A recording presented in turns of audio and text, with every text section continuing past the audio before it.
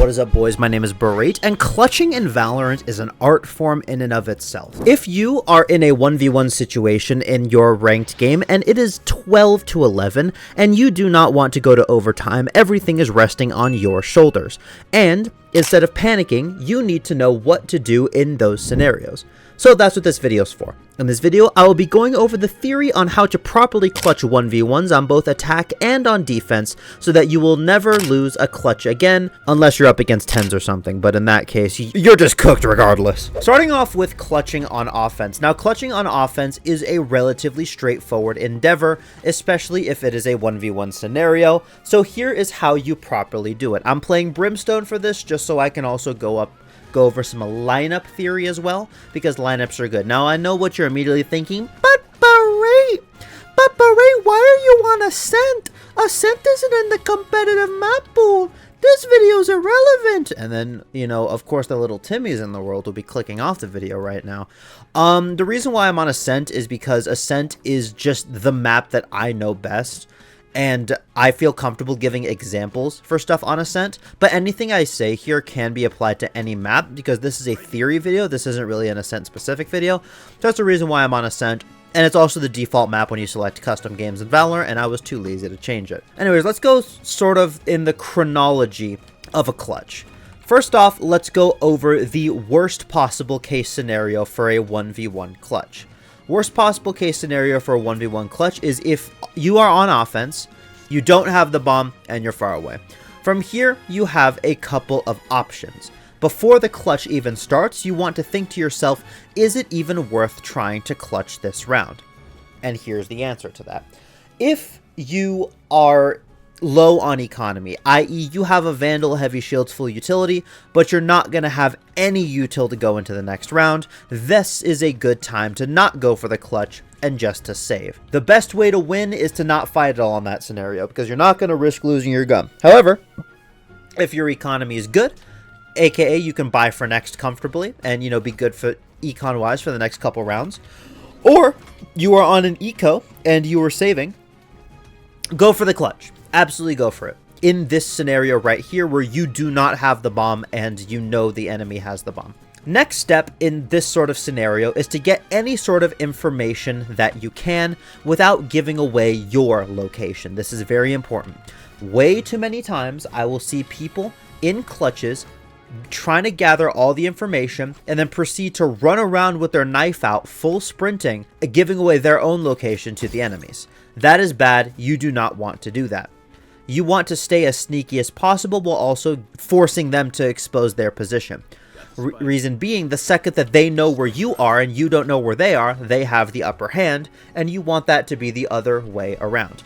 Your next goal is to find out where they are. Obviously, this has to do with gathering information, and the second you find out where they are, then you have to formulate a plan to either kill them or grab the bomb from under their nose. The simplest way to do this is with Omen. If you are playing Omen, you can just yoink the spike with your ultimate and you're fine. But with characters that don't have that ability, you have a couple of options. If you're playing a controller, you have a smoke. You can sort of smoke off the bomb, grab it, and leave. That is an option. However, you will give away your position because if the bomb randomly disappears from a smoke, they'll know generally where you are, but from that moment, you already have the bomb. And the second you have the bomb, you will see that you already have the advantage going into this clutch. The only way that the attackers do not have an advantage in a 1v1 clutch is if said attacker does not have the spike. If you don't have the spike, then you are at a disadvantage, but the second you get the bomb, you have a colossal advantage, and I will go over that in a little bit. So your first goal is to either, you know, kill the defender, obviously, because if you kill the defender, you win, or to somehow find a way to grab the bomb. That's sort of the theory behind it. Next, once you have the bomb, this is where we actually start to get into a little bit more practical advice. I can't really tell you how to grab the bomb in every given scenario because every scenario is different and is entirely inconsistent. However, what is consistent is the way that you should be playing your post plants. Now, if you are in a 1v1 spot, there is a couple of options that you have when it comes to your plant spot, but there are a couple of absolutes. First off, you want to plant as open as humanly possible. You want the bomb to be exposed from as many angles as you possibly can to give options in your opponent's mind. To further illustrate this, I'm gonna whip out Valo plant quickly. There it is. Alrighty, there we go. Okay. So imagine this scenario. If the bomb is planted right here, where are the places where you can effectively spam the bomb from? Or places that you can effectively play that you'd be in line of sight of the bomb? Well, you can be main. Yeah, that's it. You can be main. Everywhere else, you have to either swing out an obscene amount to get a good view of the bomb, or you just don't have view of the bomb, period. Which in some cases can be good for mix-ups, but in this scenario, for example's sake, you want to be in line of sight of the bomb. Now, if I were to plant right here, for example, how many angles are you then exposed from? AKA, how many angles is the bomb then exposed from? We got this one, but then we have 2, we have 3, and let's say you want to play hell. You have 4. You've just immediately quadrupled the amount of places that you could possibly be in your opponent's mind. Because in your opponent's mind, and I will go over this on how to play clutches on defense, you need to be running through the process of elimination. Where is it impossible for them to be? Where is it unlikely for them to be? Or if they've given away information, where are they? And this is very, very important for the defender to understand, because then he'll know where the threat is actually coming from. If you plant right here, me being the breach can come in with almost full confidence that you're going to be sitting right here ready to swing me off tap.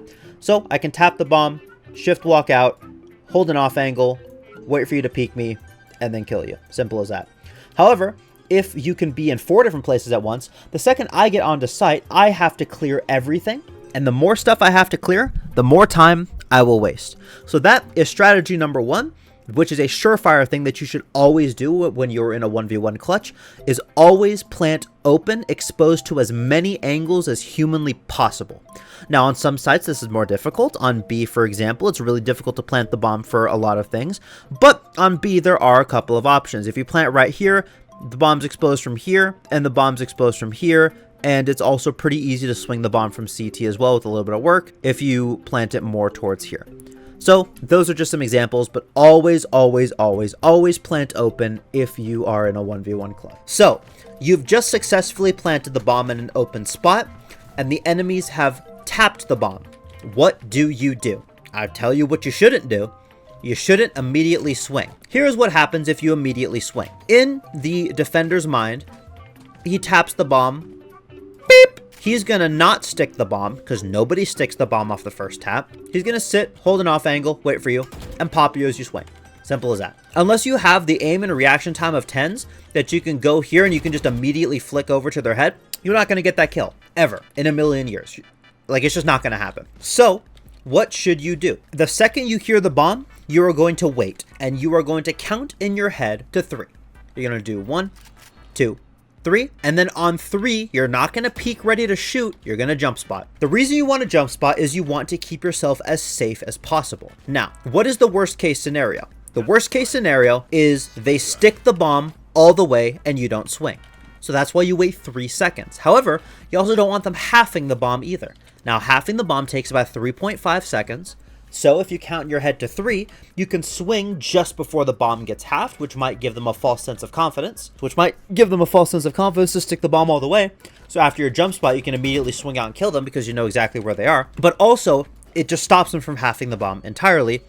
And also, the reason why you jump spot after those 3 seconds instead of swinging ready to full commit is you need to still keep yourself safe, because they've wasted their time clearing all these angles, but usually they're still going to have about 20, 25, maybe even 30 whole seconds that you have to stall for that they can defuse the bomb for. So you need to stall for 23 out of those 30 seconds. How do you do that? Well, you make them get off the bomb. The only way that they can win is if they defuse the bomb. This is a line that I give to my students a lot, which is they have to defuse the bomb, you don't. So you are going to be the one that's playing extremely passive here. So you're going to be jump spotting, you're going to be jiggle peeking, and you're only going to full commit to a swing if you see that they're just going to stick the bomb and you pop them, or if you can jump spot them and then are confident enough in your pre-fires to pop them, and you can sort of see what direction they're moving so you can compensate. Sort of like that type of deal. Now, jump spotting will reveal your position. So once you jump spot for the first time, and you either don't see them, or you see that they're not on the bomb, assume that they know where you are. At this point, you need to go into full defense mode, because 99% of the time what the defender is going to do is he is going to either try and stick the bomb after he knows where you are, or he's going to fake the bomb again, hold an off angle and hold you, or he's going to try and push you. And again, I will go over the defense things soon, but that is the general idea of what the defender is going to try and do. So once you jump spot once and you either see him not sticking the bomb, or you either see him not sticking the bomb, or you don't see him at all, you're going to sit here and you're going to hold on an off angle. Make sure it is an off angle. You can even, crouch for a little bit if you know he has good crosshair placement.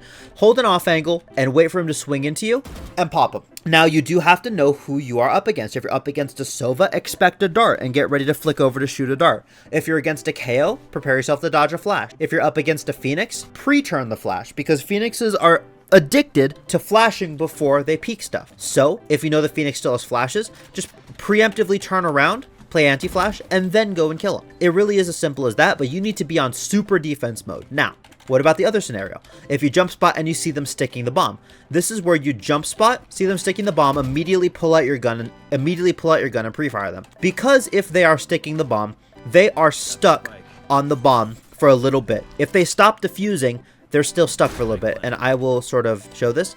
If I'm stuck here defusing the bomb, wow, I can't defuse it. But if I'm stuck here defusing the bomb, right, it takes me a little bit to pull out my gun and to actually start moving again. Notice how I'm not going top speed immediately. So after a jump spot, the furthest I can get is to about here before you swing me. And this is just a very, very simple micro adjustment. You pre-aim the bomb and you do a micro flick over to their head, whichever direction it may be, and you just win right then and there. And this is where you go and you practice your micro flicks. This is why it's important to practice your micro adjustments in particular, and this is why it's a very good idea. And the final tip that I will give you is to beat the ping chain. Now, recently, if you're not aware, Valorant made it so that pings no longer show up in the world. Obviously, I have the cheat on right now that makes pings show up in the world, but if I turn them off, you will see that pings placed on the map no longer show up in the world, so you cannot ping the spike.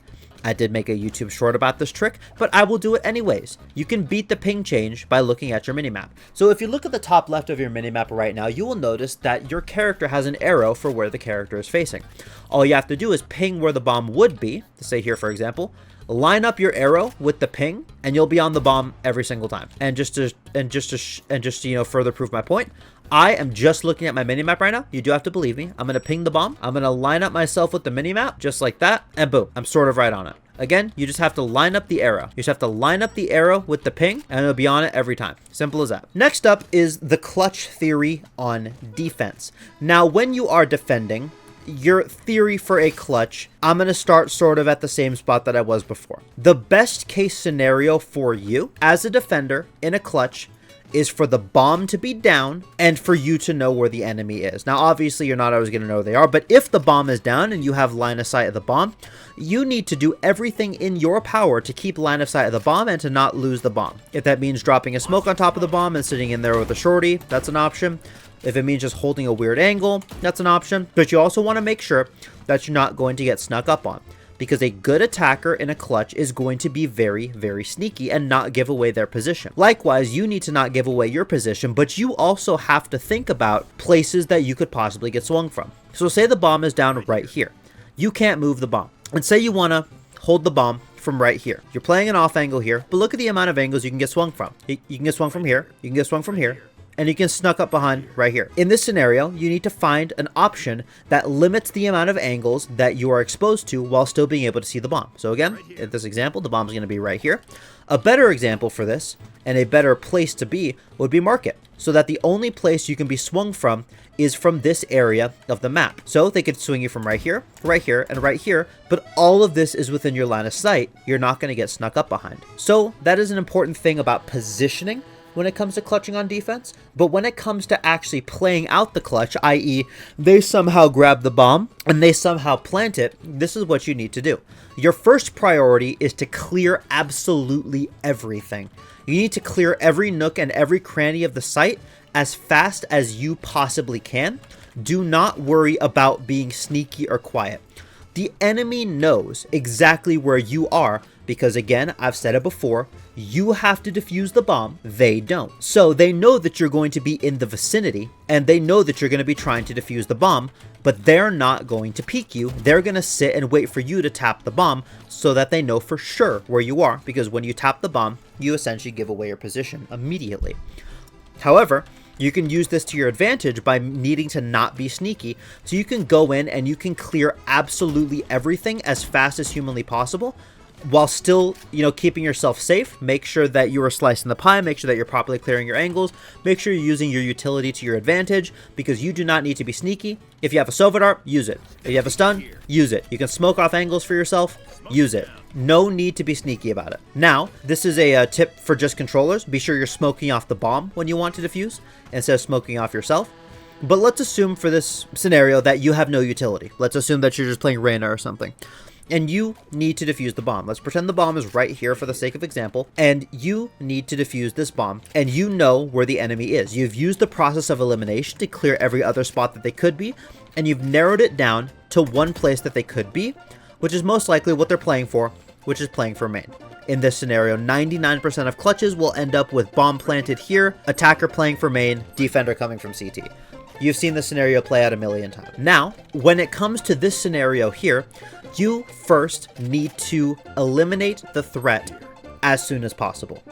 i.e., you need to tap the bomb, hold an off angle, but not just hold the off angle, you need to push them. You need to be the aggressor here, because remember, I've said this once, I'll say it before, you need to defuse the bomb, they don't. So you need to be very speedy about it. You're going to be very loud about clearing everything else, but once you're ready to actually start playmaking, you're silent as a mouse. This is where you get to shift walk up and try and kill them, because oftentimes they're just going to be sat here waiting for you to tap. They're not going to be ready for you to swing them. So oftentimes you can get the upper hand if you've used the process of elimination and cleared it out and narrowed it down to the one spot that they could be. Next up is you can use utility to your advantage. Now, there is a lot of post-plant tricks that is very agent specific, and if you want to watch those, I already have a video up on my channel, how to play post-plant with every agent. It hasn't been updated for Vice and it hasn't been updated for Tejo yet. However, with Vice and Tejo, it is pretty straightforward, but for every other agent in the game, I do have in-depth details on how to play post-plant with those agents if you are on attack or on defense. However, for this, it is good to note that you need to use your utility when you're doing this.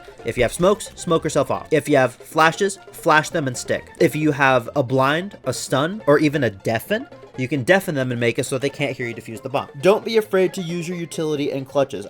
You would be surprised the amount of people who go into clutches with full utility and leave the clutches with full utility. Use every advantage that you possibly can. And then the final point of the video I'm going to be talking about is lineups. Now, lineups are very, very powerful on the offense side.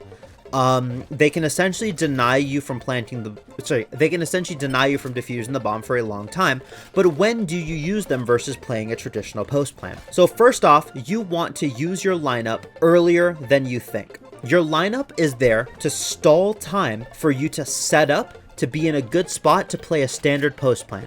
You're not supposed to get the kill with the lineup. You're not supposed to win the round with the lineup, although that does happen quite often. Your goal with the lineup is to stall time for you to set up a proper post plant, like I've mentioned before in this video. Now, what if you don't have time to set up your lineup? In that case, you just want to forget about the lineup and just play a standard post plant. Unless you have something instant that gets them off the bomb guaranteed, so that you can then go and set up whatever lineup you want to do. This should land dice, if I'm not mistaken. It does. However, this is very situational, and don't rely on your lineups. Have the lineups in your back pocket. They are very powerful, but you need to know when to use them. And when you use them, I've said it before, is to set yourself up and to buy yourself time to set up a proper post plant, which involves wait 3 seconds after the first tap, jump spot, and then do what I told you before. Anyways, with all that being said, I would like to thank you all so much for watching this video. If you enjoyed, please feel free to leave a like and subscribe.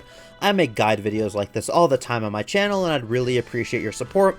If there's anything else that you want me to go over, whether it be map guides, agent guides, theory guides like this, please feel free to leave them in the comments below.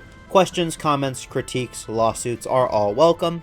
But anyways, with all that being said, this has been Berate, and remember to brush your teeth today, because I know for a fact I haven't. Bye-bye.